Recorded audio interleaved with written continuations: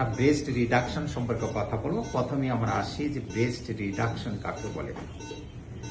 যদি কোনো মহিলার কোনো ব্রেস্ট কোনো কারণে বড় হয়ে থাকে, বিশেষ করে কজগুলো আননোন এটিওলজি অথবা হরমোনাল কোনো ইফেক্টের কারণে হতে পারে, সেই ব্রেস্টকে যখন আমরা একটা নির্দিষ্ট একটা সেগমেন্ট কেটে ফেলে ব্রেস্টটাকে আবার একটা রিশেপ নিয়ে আসি, সেটাকে বলা হয় ব্রেস্ট রিডাকশন।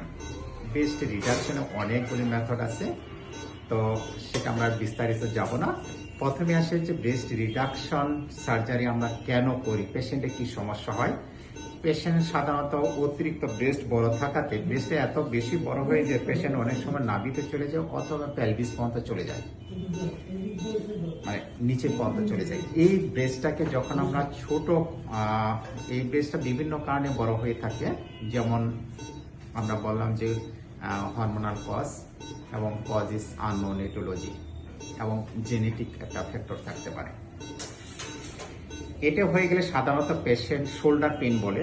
সাধারণত পেশেন্ট এত ভারী থাকে যে সাধারণত কুচু হয়ে হাঁটতে হাঁটতে একসময় শোল্ডার পেন হয়, নেক পেন হয়, ব্যাক পেন হয় এবং ডেইলি অ্যাক্টিভিটি, ডেইলি মুভমেন্ট তার প্রবলেম হয়ে যায়। সুতরাং এই দিক বিবেচনায় অপারেশনটা তার জন্য খুবই গুরুত্বপূর্ণ। একসময় পেশেন্ট কুচু হয়ে হাঁটে, তো এই কারণে